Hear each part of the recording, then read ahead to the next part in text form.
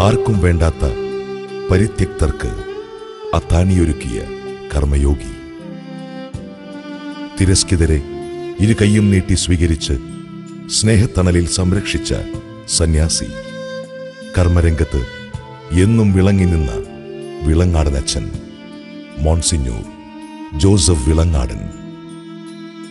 തൃശൂരിന്റെ പ്രഥമ arch bishop Mar Joseph കുണ്ടുകുളത്തെ പാവങ്ങളുടെ പിതാവ് എന്ന നാമധേയത്തിന് അർഹമാക്കിയ പിതാവിന്റെ വലം കൈയായി ജീവകാരുണ്യ പ്രവർത്തനങ്ങൾ നയിച്ച വൈദിക ശ്രേഷ്ഠൻ. പരിത്യക്തർക്കു വേണ്ടിയായിരുന്നു ഇരുവരും ഒരേ മനസ്സോടെ ജീവിതം സമർപ്പിച്ചത്.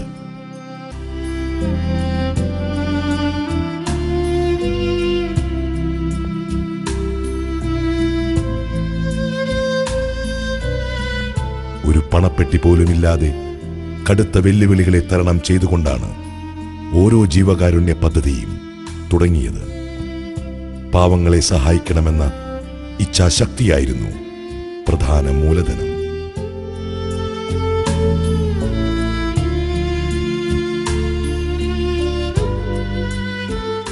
ക്രിസ്തുവിനെ പ്രഘോഷിക്കേണ്ടത് പരസ്നേഹത്തിലൂടെയാണെന്ന് വിശ്വസിച്ച് ജീവിതശൈലിയാക്കിയ മാതൃകാ വൈദികൻ. റോമിൽ നിന്ന് ഡോക്ടറേറ്റ് നേടിയെത്തിയ വിളങ്ങാടൻ അച്ഛനെ തേടിയെത്തിയത് ഉയർന്ന പദവികൾ. അവയിലൊന്നും ഭ്രമിക്കാതെ തിരസ്കരിക്കപ്പെട്ടവരുടെ ദാസനാകാനുള്ള വഴിയാണ് അദ്ദേഹം തിരഞ്ഞെടുത്തത്. എളിയവർക്ക് ചെയ്യുന്ന സേവനം ക്രിസ്തുവിന് ചെയ്യുന്നതിന് തുല്യമാണെന്ന ബോധ്യത്തോടെയാണ് അച്ഛൻ പ്രവർത്തിച്ചത്. രോഗികളും ആലംബഹീനരും നിരന്തരം അദ്ദേഹത്തെ തേടിയെത്തി. ഒരു രൂപ പോലും ബാങ്ക് ബാലൻസ് ഇല്ലായിരുന്നു അച്ഛന്. സഹായം തേടിയെത്തുന്ന പാവപ്പെട്ടവർക്ക് കയ്യിലുള്ളതെല്ലാം നൽകും. പാവങ്ങളോടുള്ള ആർദ്രതയുടെയും കരുണയുടെയും ആൾ രൂപമാണ് വിളങ്ങാടൻ അച്ഛൻ. അദ്ദേഹത്തിന്റെ ചെറുപുഞ്ചിരി ആശ്വാസത്തിന്റെ കുളിർമയാണ്. വിളങ്ങാടൻ അച്ഛന്റെ കരുതലിന്റെ അടയാളമാണ് നിർമ്മലദാസി സന്യാസിനി സമൂഹം. സ്വന്തക്കാർക്ക് പോലും വേണ്ടാത്തവരെ പരിരക്ഷിക്കാൻ അദ്ദേഹത്തിന്റെ നേതൃത്വത്തിൽ സ്ഥാപിതമായ നിർമ്മലദാസി സമർപ്പിത സമൂഹത്തിന് 1971 നവംബർ 23 സഭയുടെ അംഗീകാരം ലഭിച്ചത്.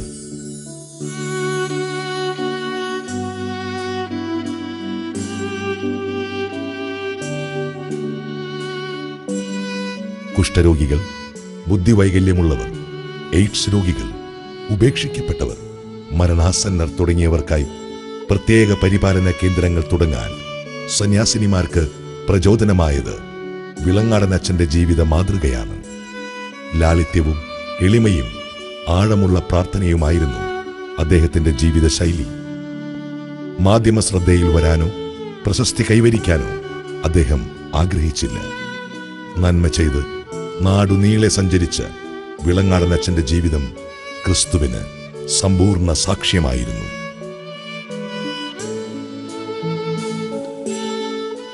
സ്നേഹസമ്പന്നൻ, സേവന സന്നദ്ധൻ, നർമ്മരസികനായ വൈദികൻ. പാവങ്ങളോടുള്ള അദ്ദേഹത്തിന്റെ സഹാനുഭൂതി, അഗതികളെ സഹായിക്കാനുള്ള മനസ്ഥിതി, ലളിത ജീവിതം, വിനയം നിറഞ്ഞ പെരുമാറ്റം. ഒട്ടേറെ സിദ്ധികളും കഴിവുകളും നേതൃത്വ ഗുണവും ഉണ്ടെങ്കിലും എല്ലാത്തിൽ നിന്നും പിൻവലിഞ്ഞു നിന്നു ഒരു ദാസനെ പോലെ മാറി നിൽക്കുന്ന പ്രകൃതം. ഇതാണ് ഫാദർ വിളങ്ങാടൻ. തന്റെ മുമ്പിൽ വരുന്നവർ ആരായാലും അവരിൽ ക്രിസ്തുവിനെ ദർശിക്കാനുള്ള വലിയ മനസ്സും ഹൃദയവിശാലതയും അദ്ദേഹം പ്രകടിപ്പിച്ചു. ബുദ്ധിമാന്യമുള്ളവരും എയ്ഡ്സ് ബാധിതരുമടക്കം അഗതി മന്ദിരങ്ങളിലെ അന്തേവാസികളെ ജീവന തുല്യം സ്നേഹിച്ച് വിളങ്ങി നിന്ന വിളങ്ങാടൻ അച്ഛൻ സ്വർഗീയ സമ്മാനത്തിനായി വിളിക്കപ്പെട്ടു.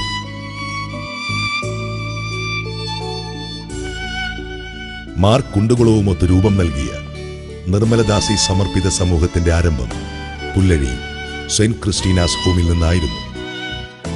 സമൂഹത്തിൽ തിരസ്കരിക്കപ്പെടുന്ന കുരുന്നുകളുടെയും അകാലത്തിൽ ഹോമിക്കപ്പെടുന്ന സ്ത്രീകളുടെയും പ്രാണൻ രക്ഷിക്കാനുള്ള ശ്രമം കൂടിയായിരുന്നു അത്. മുളയമാസ്ഥാനമാക്കിയുള്ള സൊസൈറ്റി ഓഫ് നിർമ്മലദാസി സിസ്റ്റേഴ്സ് എന്ന സമർപ്പിത സമൂഹത്തിന്റെ ചരിത്രം മോൺസിഞ്ഞോർ ജോസഫ് വിളങ്ങാടന്റെ സമർപ്പിത ജീവിതത്തിന്റെ കഥ കൂടിയാണ്. അവശതയനുഭവിക്കുന്ന നിത്യരോഗികൾ, സമൂഹം അകറ്റി നിർത്തിയ കുഷ്ഠരോഗികൾ, മാനസികാസ്വാസ്ഥ്യം ബാധിച്ചവർ, തെരുവിൽ അന്തിയുറങ്ങുന്നവർ, ലഹരിക്കടിമപ്പെട്ടവർ തുടങ്ങിയവർക്ക് കൈത്താങ്ങാനിവർ. കെനിയയിലെ ഖോർ, മാറസബറ്റ്, വാംബ, ഗരമാറ, സഗാന, ഹംഗറി എന്നീ വിദേശ രാജ്യങ്ങളിലും മുംബൈ, ആന്ധ്രാപ്രദേശ് എന്നിവിടങ്ങളിലും പാവപ്പെട്ടവരുടെ ശുശ്രൂഷയ്ക്കായി നിർമ്മലദാസി സന്യാസിനി സമൂഹത്തിന്റെ സേവന ഭവനങ്ങൾ ആരംഭിക്കാൻ അദ്ദേഹം നേതൃത്വം നൽകി. വിളങ്ങാടനച്ഛന്റെ വേർപാടോടെ ഓർമ്മയാവുന്നത് സ്നേഹത്തിന്റെയും കരുതലിന്റെയും ഒരു ജീവിതമാണ്. വിളങ്ങാടനച്ഛന്റെ ദേഹവിയോഗത്തിലെ ദുഃഖാർത്തരായിരിക്കുന്ന സന്തപ്ത കുടുംബാംഗങ്ങളെ, വാക്കുകൾ കൊണ്ട് പ്രസംഗിക്കുന്നതിനേക്കാൾ ജീവിത സാക്ഷ്യം കൊണ്ട് പ്രസംഗിക്കുന്നതിന് ഇഷ്ടപ്പെട്ട ഒരു വൈദികനാണ് മോൺസിഞ്ഞോർ ജോസഫ് വിളങ്ങാടൻ. എപ്പോഴെങ്കിലുമൊക്കെ അദ്ദേഹത്തിന് പ്രസംഗിക്കാനായിട്ട് മുന്നോട്ട് ക്ഷണിച്ചപ്പോൾ ഓടി ഒളിക്കുകയും ഒഴിഞ്ഞു മാറുകയും ചെയ്തിട്ടുള്ള ഒരു വ്യക്തിത്വം. അതുകൊണ്ട് തന്നെ ഈ അനുസ്മരണ പ്രഭാഷണം അദ്ദേഹത്തിന്റെ ജീവിത സാക്ഷ്യത്തിന്റെ മുൻപിലെ അരോചകമായിട്ട് അദ്ദേഹത്തിന് അനുഭവപ്പെടുമെന്ന് ചിന്ത എന്നെ അസ്വസ്ഥപ്പെടുത്തുന്നുണ്ട്. അദ്ദേഹം പ്രസംഗിക്കാൻ മുന്നോട്ട് വരാതെ ഒഴിഞ്ഞു മാറിയത് നമ്മളെക്കാൾ കൂടുതൽ അദ്ദേഹത്തിന് അറിവില്ലാത്തതുകൊണ്ടോ കഴിവില്ലാത്തതുകൊണ്ടോ അല്ലായിരുന്നു. നമ്മുടെ അതിരൂപതയിൽ ഏറ്റവും കൂടുതൽ വായിക്കുകയും ഏറ്റവും കൂടുതൽ ആഴമുള്ള അറിവ് സ്വന്തമാക്കുകയും ചെയ്ത വിളങ്ങാടനച്ഛൻ വാക്കുകൾ കൊണ്ട് പ്രസംഗിക്കുന്നതിനേക്കാൾ എന്നും ഇഷ്ടപ്പെട്ടിട്ടുള്ളത് ജീവിതം കൊണ്ട് സാക്ഷ്യപ്പെടുത്താനാണ്. അച്ഛന്റെ ജീവിതത്തോട് അതിരൂപതയ്ക്ക് ഇവിടെ സന്നിഹിതരായിട്ടുള്ള സർവർക്കും ഉള്ള കടപ്പാടും കൃതജ്ഞതയും വാക്കുകളിലെ പ്രകടിപ്പിക്കാനായിട്ട് ഞാൻ പരിശ്രമിക്കും തോറും കത്തിജ്വലിക്കുന്ന ആ തീപ്പന്തത്തിന്റെ പ്രകാശ പ്രശോഭിതയും തീവ്രമായ ചൂടും നഷ്ടപ്പെടുന്നുവെന്ന് എനിക്ക് തോന്നുന്നുണ്ട്. ജോസഫ് വിളങ്ങാടനച്ഛന്റെ ഭൗതിക ശരീരത്തിന്റെ മുൻപിലെ അവസാനമായിട്ട് ആദരാഞ്ജലികൾ അർപ്പിക്കാനായിട്ട് ഒന്നിച്ചു കൂടുന്ന നമ്മുടെയൊക്കെ ഹൃദയങ്ങളിലെ അദ്ദേഹം എന്നും ജീവിതത്തിലെ സ്വന്തം അമ്മയെപ്പോലെ കരുതി ജീവിതത്തിലെ കൊണ്ടു നടന്ന പരിശുദ്ധ കന്യകാമറിയത്തിന്റെ വാക്കുകൾ കടമെടുക്കുകയാണ്. ഞങ്ങളുടെ ഹൃദയങ്ങള് സന്തോഷം കൊണ്ട് കുതിച്ചു ചാടുന്നു. ഞങ്ങളുടെ ആത്മാക്കള് ദൈവത്തിന്റെ മഹത്വത്തെ പ്രകീർത്തിക്കുന്നു. കാരണം വിളങ്ങാടനച്ഛനിലൂടെ ശക്തനായ ദൈവം ഞങ്ങൾക്ക് ചെയ്തിട്ടുള്ള അവർണ്ണനീയങ്ങളായിട്ടുള്ള നന്മകൾക്ക് 1000 നന്ദി ഞാൻ പ്രകടിപ്പിക്കുകയാണ്.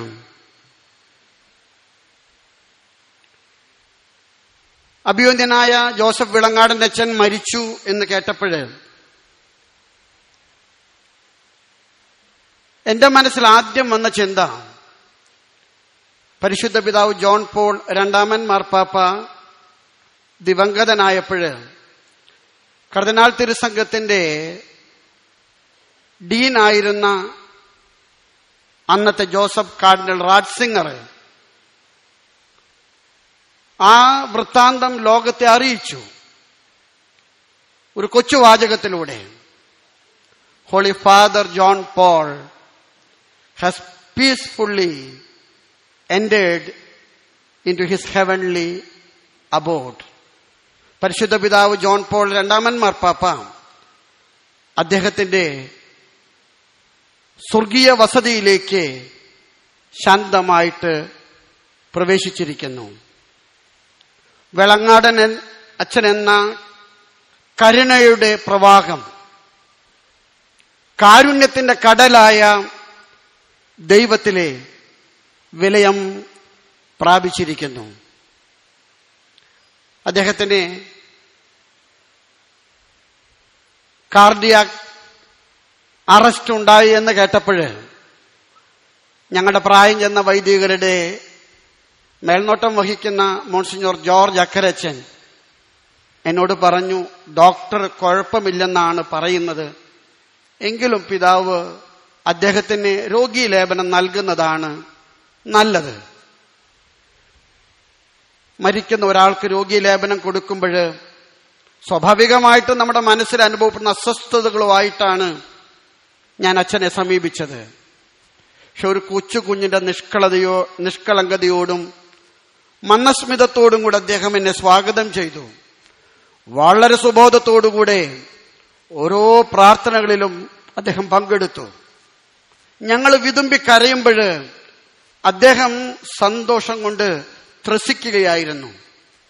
സമ്മാനം വാങ്ങിക്കാൻ സ്റ്റേജിന്റെ താഴെ പേര് വിളിക്കുന്നത് കാതോർത്ത് കാത്തിരിക്കുന്ന ഒരു കൊച്ചു കുഞ്ഞിന്റെ ആവേശത്തോടു കൂടിയായിരുന്നു അദ്ദേഹം സ്വർഗപിതാവിന്റെ പക്കലേക്ക് യാത്രയാകാനായിട്ട് പുറപ്പെട്ടത്.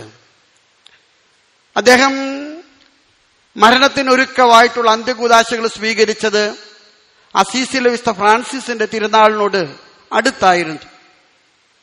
ഒരുപക്ഷെ എനിക്ക് തോന്നുന്നു പ്രതീകാത്മകമായിട്ട് അദ്ദേഹത്തിന്റെ ജീവിതം ലാളിത്യത്തിന്റെ മകുടോദാഹരണമായിരുന്നു.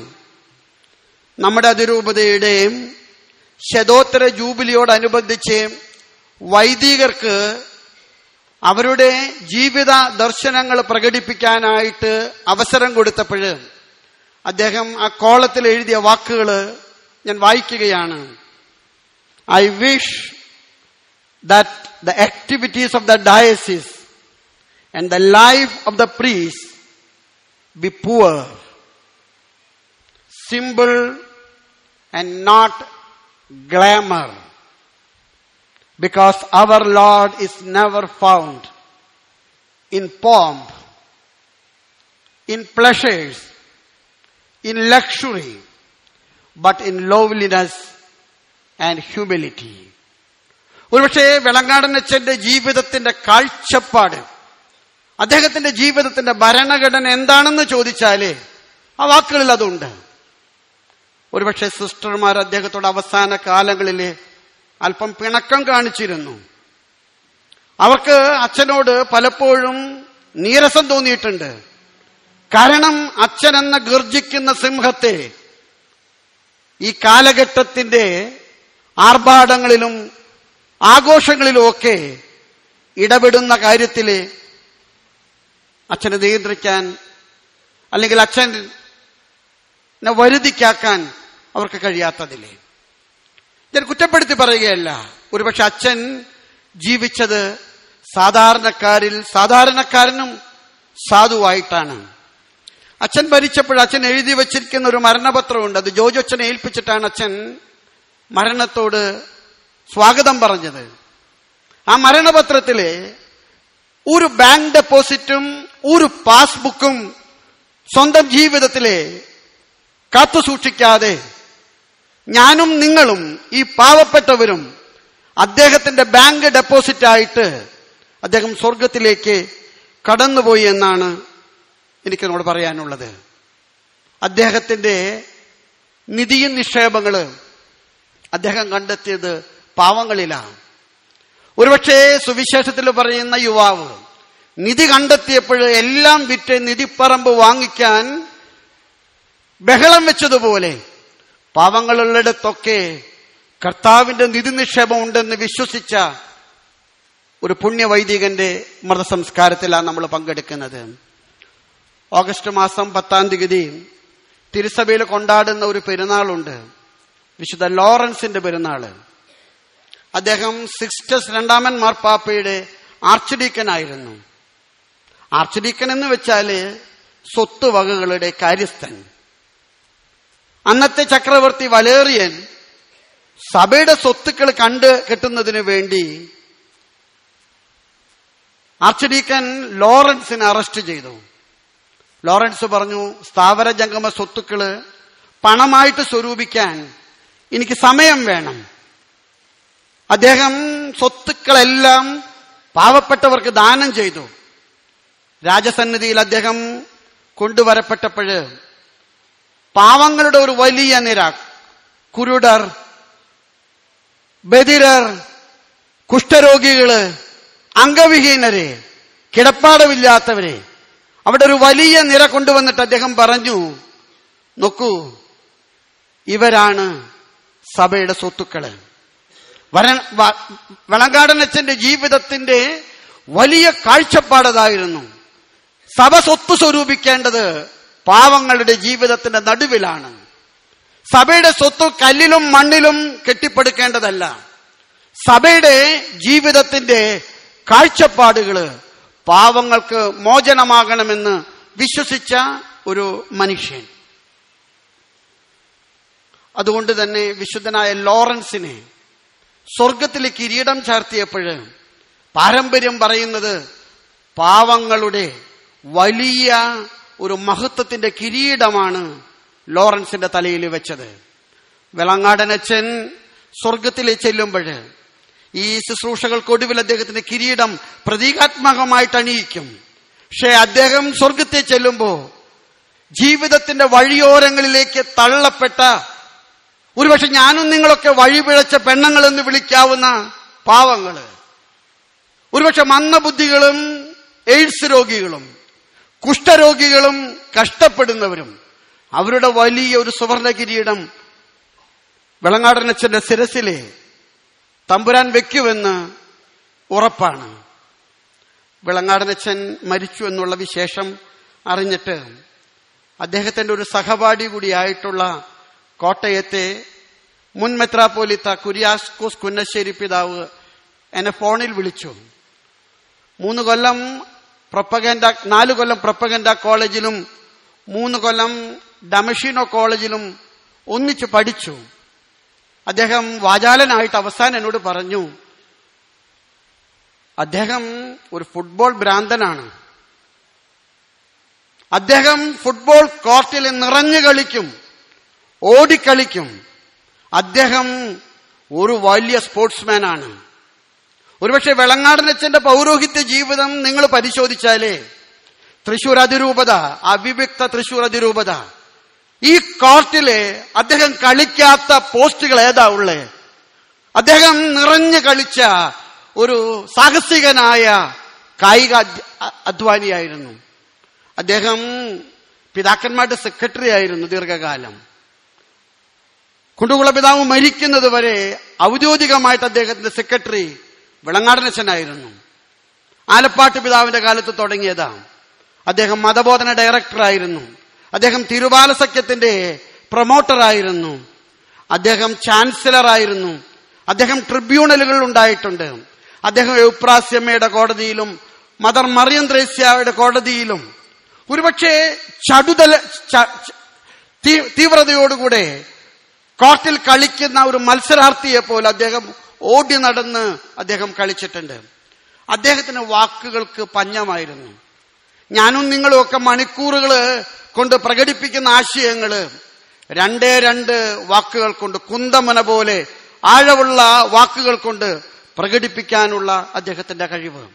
അദ്ദേഹം കത്തീഡ്രൽ പള്ളിയിലെ കൊച്ചച്ഛനായിരുന്നു. ആ തലമുറക്കാര് വീണ്ടും വടിയും ഒക്കെ ആയിട്ട് ഇവിടെ വന്ന് അദ്ദേഹത്തിന് ആദരാഞ്ജലികൾ അർപ്പിക്കുന്നത് ഞാൻ കണ്ടു. CL ജോസിനെ പോലെ പ്രഗത്ഭരായിട്ടുള്ള ആളുകള്, അവരൊക്കെ പറഞ്ഞൊരു കാര്യമുണ്ട്, ഞങ്ങളുടെ ജീവിതത്തിലെ സഹോദരങ്ങള് ദൈവത്തിന് തുല്യമാണെന്ന് ഞങ്ങളെ പഠിപ്പിച്ച അച്ഛൻ ഈ ജീവിതത്തിൽ ഞങ്ങൾക്ക് നൽകിയ മാതൃക ഞങ്ങൾ ഒരിക്കലും മറക്കില്ല. അച്ഛൻ തൃശൂർ അതിരൂപതയാകുന്ന ഓട്ടക്കളത്തിലെ ഓടിത്തളർന്ന് ജീവിതം അവസാനിക്കുമ്പോൾ വിശുദ്ധനായ ക്രിസോസ്റ്റോം പറയുന്നത് പോലെ നമുക്ക് പറയാൻ സാധിക്കണം, അദ്ദേഹം ഈ മരുഭൂമിയിലെ കുടികിടപ്പ് വിട്ട് നിത്യരാജ്യത്തിന്റെ തറവാട്ട് സ്വത്തിലേക്ക്, തീട്ടൂരമുള്ള തറവാട്ട് സ്വത്തിലേക്ക് ഗ്രഹപ്രവേശനം നടത്തുകയാണെന്ന്. അദ്ദേഹം പാവങ്ങൾക്ക് വേണ്ടി ചെയ്തിട്ടുള്ള ശുശ്രൂഷകൾ നമുക്കറിയാം. കുണ്ടുകുളം പിതാവ് പത്രോസ് ആയിരുന്നുവെങ്കിലേ, ആവേശത്തിന്റെ മനുഷ്യനാ കുണ്ടുകുളം പിതാവ്, നിങ്ങൾക്കറിയാം. പിതാവിന്റെ ആവേശം നമ്മുടെ അതിരൂപതയില് ആളിക്കത്തിയിട്ടുണ്ട്. പക്ഷേ പിതാവിന്റെ ആവേശങ്ങൾക്ക് ആശയത്തിന്റെ പൂർണ്ണത നൽകിയത് വെളങ്ങാടൻ അച്ഛൻ എന്ന ബുദ്ധിചക്രമായിരുന്നു. ഒരുപക്ഷെ നിർമ്മലദാസികള് കുണ്ടുകുളം പിതാവിനെ അപ്പനെന്ന് വിളിക്കുന്നുണ്ട്, ഫാദർ എന്ന് വിളിക്കുന്നുണ്ടെങ്കിലേ നിർമ്മലദാസികളുടെ അമ്മ വെളങ്ങാടൻ അച്ഛനാണെന്ന് പറയാൻ എനിക്ക് ആഗ്രഹമുണ്ട്. ഒരുപക്ഷെ കുണ്ടുകുളം പിതാവ് സ്വപ്നം കണ്ട വലിയ ആദൃശ്യങ്ങള് അത് അദ്ദേഹം വരച്ച പ്ലാനാണ്. അദ്ദേഹം കടലാസിൽ വരച്ച പ്ലാൻ അത് ചരിത്രത്തിലെ യാഥാർത്ഥ്യമാക്കുന്ന പ്രക്രിയയിലെ വെളങ്ങാടൻ അച്ഛൻ കുണ്ടുകുളം പിതാവിന്റെ ശില്പിയായിരുന്നു. കുണ്ടുകുളം പിതാവിന്റെ വിദഗ്ധനായ പണിക്കാരൻ. ഒരുപക്ഷെ വെളങ്ങാടൻ അച്ഛനും കുണ്ടുകുളം പിതാവും പത്രോസും പൗലോസും പോലെ തൃശൂർ അതിരൂപതയുടെ തിളങ്ങുന്ന രണ്ട് ഉജ്ജ്വല താരങ്ങളായിട്ടാണ് ഞാൻ അവരെ കാണുന്നത്. വെളങ്ങാടൻ അച്ഛന് വേണ്ടി പ്രാർത്ഥിക്കുന്ന സ്ഥാപനങ്ങൾ Christina home, saint Joseph's home, saint Joseph's mental home, peace home, home of love, എത്രയോ സ്ഥലങ്ങളാണ് അദ്ദേഹം പാവങ്ങൾക്ക് വേണ്ടി സമാരംഭിച്ചത്. ആ സ്ഥാപനങ്ങളൊക്കെ തന്നെ അദ്ദേഹം മരിക്കുന്നതുവരെ അതിന്റെ യഥാർത്ഥ രൂപയിൽ കൊണ്ടു നടക്കണമെന്ന് അദ്ദേഹത്തിന് വാശിയുണ്ടായിരുന്നു. അദ്ദേഹം ആ വാശി പ്രാവർത്തികമാക്കുന്നതിന് വേണ്ടി പരമാവധി പരിശ്രമിക്കുകയും ചെയ്തിട്ടുണ്ട്. ഒരുപക്ഷെ ഈ സ്ഥാപനങ്ങൾ വഴി അതിരൂപതയ്ക്ക് വന്നിട്ടുള്ള വലിയ ഒരു സാമൂഹിക മുഖമുണ്ട്. ഇന്ന് തൃശൂർ അതിരൂപത പാവങ്ങളുടെ പക്ഷം ചേർന്ന ഒരു അതിരൂപതയാണ്. പാവങ്ങൾക്ക് വേണ്ടി ഇത്രയേറെ പ്രവർത്തനങ്ങൾ നടത്തുന്ന ഒരു രൂപത ഇല്ലെന്ന് എനിക്ക് തോന്നുന്നു. പക്ഷേ ഈ വലിയ താരശോഭയൊക്കെ വെളങ്ങാടൻ അച്ഛന്റെ കഠിനാധ്വാനം കൊണ്ട് നമുക്ക് കരഗതമായിട്ടുള്ളതാണെന്ന് ഞാൻ വിശ്വസിക്കുന്നു. ഒരുപക്ഷെ കുണ്ടുകുളം പിതാവിനോടൊത്ത് നിർമ്മലദാസി സഹോദരികൾക്ക് അദ്ദേഹം കൊടുത്തിട്ടുള്ള ആകൃതിയും പ്രകൃതിയും അവരുടെ കരിസത്തിന്റെ നിറവും തനിമയും, ഒരുപക്ഷെ അദ്ദേഹം മരിച്ചു കിടക്കുന്ന ഈ ശവമഞ്ചത്തിന്റെ ചുറ്റും ഒന്നിച്ചുകൂടിയിരിക്കുന്ന നിർമ്മലദാസി സഹോദരങ്ങളോട് അദ്ദേഹത്തിന് ഒന്നേ പറയാനുള്ളൂ, അദ്ദേഹം നിങ്ങളുടെ കയ്യിൽ കത്തിച്ചു തന്ന വിളക്ക് പീഠത്തിൽ വെച്ച തീപ്പന്തം പോലെ നിങ്ങൾ തുടർന്ന് അദ്ദേഹത്തിന്റെ ഓർമ്മയ്ക്ക് വേണ്ടി കൊണ്ടു നടക്കണം. നിങ്ങൾ കല്ലിൽ കൊത്തുന്ന ഒരു സൗധവും അദ്ദേഹത്തിന് സ്വീകാര്യമായ സ്മാരകങ്ങളാകില്ല. നിങ്ങൾ ജീവിതം കൊണ്ട് അദ്ദേഹം നിങ്ങൾക്ക് കാണിച്ചു തന്ന വഴികളിലെ സ്മാരകങ്ങളായിട്ട് തീരാൻ കാരണമാകട്ടെ എന്ന് ഞങ്ങൾ പ്രാർത്ഥിക്കുന്നു. വെളങ്ങാടനച്ഛൻ ഒരു പ്രേക്ഷിത വരേണ്യനായിരുന്നു. നിങ്ങളിവിടെ കാണുന്നില്ലേ, Mount Calvary sisters, Peter Claver sisters, Clelia sisters, ദൊന്താസ്ത സിസ്റ്റേഴ്സ്, ട്രൂപ്പട്ട് സിസ്റ്റേഴ്സ്. ഒരുപക്ഷെ ഒരു കാലഘട്ടത്തിലെ ദൈവവിളികള് കേരളത്തിൽ നിന്ന് ആവശ്യമുള്ള സ്ഥലങ്ങളിലേക്ക് കൊടുത്തയക്കാൻ അദ്ദേഹം കർത്താവിന്റെ കൈകളിലെ ഒരു ഉപകരണമാണ്. അദ്ദേഹം പ്രോത്സാഹിപ്പിച്ച് വളർത്തിയ, നട്ട് നനച്ച് വളർത്തിയ ദൈവവിളികള് എനിക്ക് തോന്നുന്ന ആയിരങ്ങളാണ്. ഒരുപക്ഷെ അദ്ദേഹം കടന്നു പോകുന്നത് സീറോ മലബാർ സഭ പ്രേക്ഷിത വർഷം കൊണ്ടാടുമ്പോഴാണ്. ഞാൻ അവസാനിപ്പിക്കുക. വാക്കുകൾ കൊണ്ട് നന്ദി എന്ന് പറയുന്നതിനേക്കാൾ ജീവിതം കൊണ്ട് നന്ദി പറയാനായിട്ട് നമുക്ക് പ്രാർത്ഥിക്കാം. വെളങ്ങാടനച്ഛൻ എന്ന മഹാദാനത്തിന് നന്ദി. അദ്ദേഹം ജനിച്ചത് തൃപ്പൂണിത്തുറയിലാണ്. നിങ്ങൾക്കറിയാം, കൊച്ചി മഹാരാജാവിന്റെ രാജകീയ തലസ്ഥാനമായിരുന്നു തൃപ്പൂണിത്തുറ.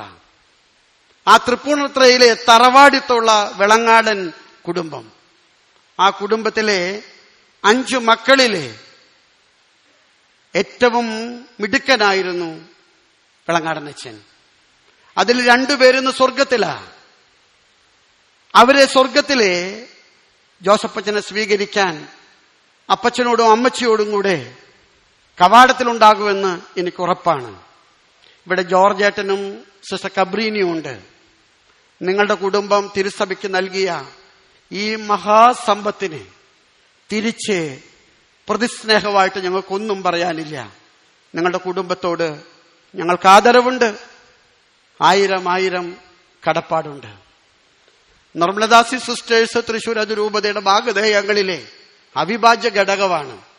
തൃശൂർ അതിരൂപതയുടെ കെട്ടിച്ച പെണ്ണുങ്ങളിലെ ഏറ്റവും രൂപതയോട് കടപ്പാടും കൂറും പുലർത്തുന്ന ഒരു സന്യാസ സമൂഹമാണ് അവരെ. അവരുടെ തറവാട്ട് വീട് തൃശൂർ അതിരൂപതയാണ്. അതുകൊണ്ട് തന്നെ ചിലപ്പോഴൊക്കെ ചില തോണ്ടലും ചില കുറികളൊക്കെ നിങ്ങൾക്ക് കിട്ടുന്നുണ്ടാകാം. ഒരുപക്ഷെ നിങ്ങൾക്ക് ചിലപ്പോഴും മനസ്സിൽ വേദന തോന്നിയിട്ടുണ്ടാകാം. മറ്റു രൂപതകള് ഞങ്ങളോട് കാണിക്കുന്ന ഇഷ്ടം തൃശൂർ അതിരൂപത ഞങ്ങളോട് കാണിക്കുന്നില്ലല്ലോ എന്ന്. ഞാനൊരു കാര്യം നിങ്ങളോട് പറയാ, നിങ്ങൾ ഞങ്ങളുടെ സ്വന്തമാണ്. നിങ്ങൾ ഞങ്ങളുടെ അലങ്കാരമാണ്. നിങ്ങളിലൂടെയാണ് അതിരൂപത കർത്താവിന്റെ പാവങ്ങളോടുള്ള പക്ഷം ചേരലിന്റെ കരങ്ങളും നീട്ടിയത്. അതുകൊണ്ട് തന്നെ നിങ്ങളോട് വാക്കുകളിൽ ഞാൻ നന്ദി പറയുന്നില്ല. നിങ്ങളുടെ ശുശ്രൂഷകള് തുടർന്നും ഈ രൂപതയ്ക്ക് അനുഗ്രഹമായിട്ട് തീരാൻ ഞങ്ങൾ പ്രാർത്ഥിക്കുന്നു. നിങ്ങളുടെ വളർച്ചയിൽ അതിരൂപതയ്ക്ക് കടപ്പാടും ഉത്തരവാദിത്വമുണ്ട്. അത് നിർവഹിക്കാനായിട്ട് അതിരൂപത സന്നദ്ധമാണ്. ഇവിടെ സന്നിഹിതരായിട്ടുള്ള വിളങ്ങാടനച്ഛൻ്റെ സർവ ഗുണകാംക്ഷികളോടും ഉപകാരികളോടും നല്ലവരായിട്ടുള്ള നാട്ടുകാരോടും എനിക്ക് നന്ദിയുണ്ട്. ഞാനിവിടെ റെക്ടറായിട്ടിരിക്കുന്ന സമയത്താണ് ഈ പള്ളി പുതുക്കി പണിയാനായിട്ട് കാരണമായത്. അന്ന് മുത്തുപ്പീടി അച്ഛനാണ് അതിനുവേണ്ടി കാര്യങ്ങൾ നടത്തിയത്. അന്ന് നോക്കുമ്പോഴാണ് ഈ ആധാരം നിർമ്മലദാസി സിസ്റ്റേഴ്സിന്റെ പേരിലായിരുന്നു. ഈ പള്ളി പണിയേണ്ട ഘട്ടം വന്നപ്പോൾ അച്ഛൻ പറഞ്ഞൊരു വാചകം ഞാൻ ഓർക്കുന്നു. അതൊരു പക്ഷെ സഭയും സന്യാസ സമൂഹങ്ങളും തമ്മിൽ ആത്മബന്ധത്തിന്റെ ഒരു സങ്കീർത്തനമാകേണ്ടതാ. ഈ സ്ഥലം സഭയുടേതാണ്, ഇവിടെ പള്ളിയാണ് എനിക്ക് വേണ്ടത്. അതുകൊണ്ട് ഈ സ്ഥലത്തിന്മേലുള്ള സർവ്വ അവകാശവും പിതാവ് എവിടെ പറയുന്നുവോ അവിടെ ഞാൻ ഒപ്പിട്ട് എഴുതി തരുന്നു. ഒരുപക്ഷെ വിളങ്ങാടൻ അച്ഛൻ എന്ന കൂറുള്ള സഭയോട് എന്നും ആദരവുള്ള അനുസരണമുള്ള ഒരു പടയാളിയുടെ വാക്കുകളായിട്ട് ഞാനതിനെ കാണുകയാണ്. അഭിമന്യ പിതാവ് റോമിൽ നിന്ന് എന്നെ വിളിച്ചിട്ടുണ്ടായിരുന്നു. ഇന്ന് നമ്മുടെ അതിരൂപതയിലെ വൈദികരും സന്യസ്തരും വിളങ്ങാടനച്ഛൻ വിദേശങ്ങളിലേക്ക് പ്രേക്ഷിതരായിട്ട് പറഞ്ഞുവിട്ട 100 കണക്കിന് സിസ്റ്റർമാരും നമ്മളുമായിട്ട് ബന്ധപ്പെട്ട അച്ഛനുമായിട്ട് ബന്ധപ്പെട്ട എല്ലാ വൈദികരും പത്രോസിന്റെ ബസിലിക്കായിലെ അച്ഛന്റെ ആത്മാനുകൂലാർത്ഥം പരിശുദ്ധ കുർബാന അർപ്പിക്കുന്നുണ്ട്. പിതാവ് വിളിച്ചപ്പോഴെന്നോട് പറഞ്ഞു, എന്റെ മുൻപിൽ മറ്റു പോംവഴികളില്ലാത്തത് കൊണ്ട് മാത്രമാണ് ഞാൻ ഇങ്ങ് വരാത്തത്. പക്ഷേ തട്ടിൽ പിതാവ് ഒരു കാര്യം ചെയ്യണം, ഒന്നിനും കുറവില്ലാത്ത വിധത്തിൽ അവർക്കെല്ലാം ചെയ്തു കൊടുക്കണം. ഞാൻ അഭിമന്യ പിതാവിന്റെ വലിയ ആദരവും അനുശോചനവും തൃശ്ശൂർ അതിരൂപതയുടെ പേരിൽ നിങ്ങളെല്ലാവരോടും ഇവിടെ അറിയിക്കുകയാണ്. ഞാൻ അവസാനിപ്പിക്കുന്നതിന് മുൻപ് ബൈബിളിൽ നിന്നൊരു കുഞ്ഞ് പ്രതീകം കൂടെ എടുക്കാൻ ആഗ്രഹിക്കുകയാണ്. യോഹന്നാന്റെ സുവിശേഷത്തിലെ 12-ാമത്തെ അധ്യായത്തിലെ ബെഥാനിയായിലെ കുടുംബത്തിലെ കർത്താവിന്റെ കാൽപാദങ്ങളിലെ തൈലം പൊട്ടിച്ചൊഴിച്ച പാപിനിയായ മറിയത്തെക്കുറിച്ച് പറയുന്നുണ്ട്. ഒരുപക്ഷെ വിളങ്ങാടൻ എന്ന് പറയുന്ന തൈലം പാവങ്ങൾക്ക് വേണ്ടി, ഒരുപക്ഷെ പാപികൾക്ക് വേണ്ടി കർത്താവിന്റെ കാൽപാദങ്ങളിൽ പൊട്ടിച്ചൊഴിച്ച നാർദിൻ സുഗന്ധമാണ്. സുവിശേഷത്തിൽ പറയുന്നു, അതിന്റെ പരിമളം ആ ഭവനം മുഴുവൻ നിറഞ്ഞു. നമുക്ക് പ്രാർത്ഥിക്കാം, വിളങ്ങാടൻ അച്ഛൻ എന്ന് പറയുന്ന ഈ നാർദിൻ തൈലത്തിന്റെ പരിമളം അദ്ദേഹത്തിന്റെ മാധ്യസ്ഥം വഴി സ്വർഗത്തിൽ നിന്ന് നമുക്ക് അനുഗ്രഹങ്ങളായിട്ട് തീരാൻ കർത്താവ് കാരണമാകട്ടെ.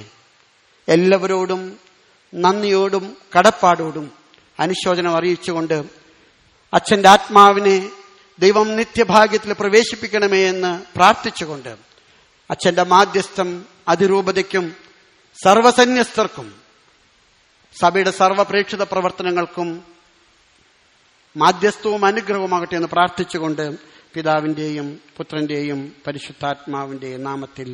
സത്യവിശ്വാസത്തോടു കൂടി മരണം പ്രാപിക്കുന്നവർക്ക് പ്രകാശപൂർണമായ പുനരുത്ഥാനം വാഗ്ദാനം ചെയ്തിരിക്കുന്ന കർത്താവേ, ഞങ്ങളുടെ ഇടയിൽ നിന്ന് മരണം വഴി വേർപരിഞ്ഞു പോയിരിക്കുന്ന ജോസഫ് അച്ഛന് മഹനീയമായ ഉയർപ്പും അനശ്വരമായ സൗഭാഗ്യവും പ്രദാനം ചെയ്യണമേ.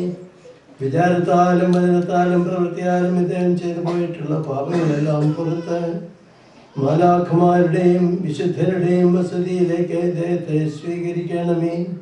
ഈ സംസ്കാര കർമ്മത്തിൽ സംബന്ധിച്ച് ജോസഫ് അച്ഛനെ ബഹുമാനിക്കുകയും ഇദ്ദേഹത്തിന് വേണ്ടി പ്രാർത്ഥിക്കുകയും ചെയ്ത എല്ലാവരെയും ദൈവം അനുഗ്രഹിക്കട്ടെ. അങ്ങയുടെ പ്രസാദവരം ഞങ്ങളിൽ വസിക്കുകയും അങ്ങയുടെ അനുഗ്രഹം ഞങ്ങളെ അനുഗമിക്കുകയും ചെയ്യട്ടെ, ഇപ്പോഴും എപ്പോഴും എന്നേക്കും.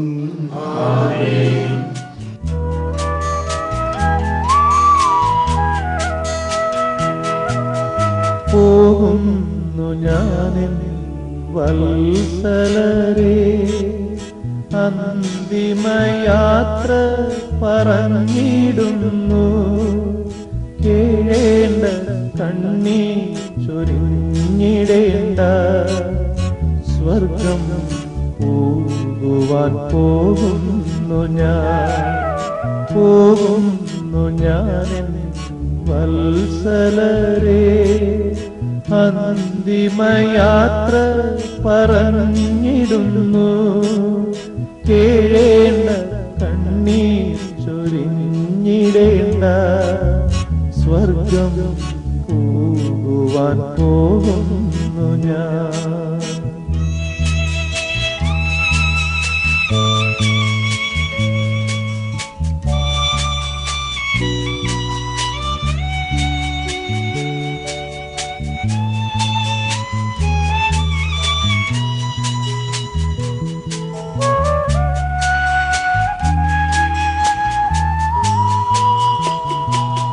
ചെയ്യേണ്ട ജോലികൾ ചെയ്തു തീർത്തു, ഞാനെൻ പ്രയാണം പൂർത്തിയാക്കി.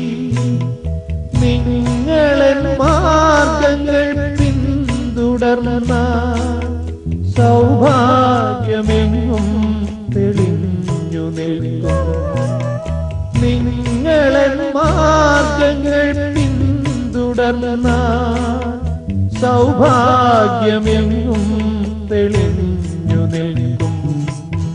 പോകുന്നു ഞാനെൻ വത്സലരേ, അന്തിമയാത്ര പറഞ്ഞിടുന്നു.